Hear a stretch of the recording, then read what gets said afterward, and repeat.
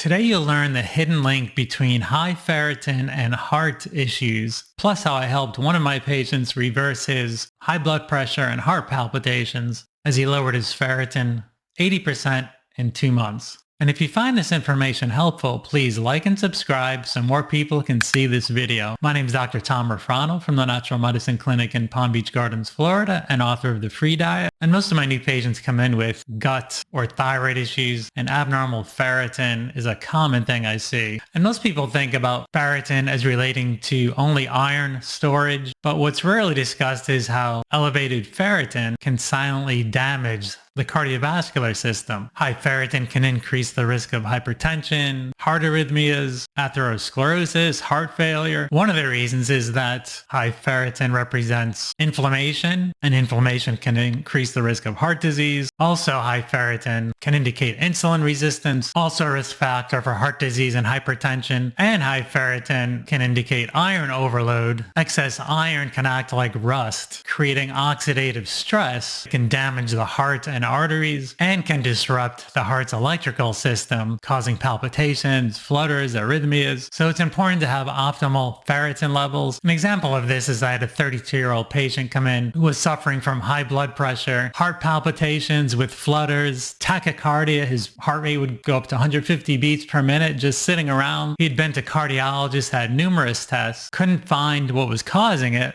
They put him on medication. He still had the symptoms. He also had fatigue, brain fog, digestive issues, diarrhea, nausea, anxiety. Lab testing showed he had elevated ferritin of 583, and this was due to inflammation, gut infections, and iron overload. So I put him on an anti-inflammatory diet and the proper supplements, which I'll go over shortly. I also had him donate blood twice since there was an iron overload component to this. And after 2 months, his ferritin dropped 80% from 583 to 118. His high blood pressure resolved and his palpitations, digestive, and other symptoms cleared up. And he accomplished this with a diet I call the FreeDiet. It's a diet I came up with years ago when I was figuring out how to heal my own autoimmune Hashimoto's and rheumatoid condition, IBS, fatigue, skin, and other health issues. It's a diet that's free of not only gluten, but gluten grains, sugar, yeast, dairy, eggs, soy, legumes, nightshades, processed foods, all those foods most commonly responsible for inflammation, gut, thyroid, and other chronic health issues. I'll put a link below and at the end of this video if you'd like us to send you the FreeDiet Phase 1 food chart and other resources. And then I had them on the proper supplements. I typically use for cases like this, the Functional 5, which is multi-fish-oil vitamin D with K, magnesium probiotic, curcumin, cardiometabolics, which contains berberine, quercetin, and others depending on lab results. So if you're suffering from high blood pressure, heart palpitations, fatigue,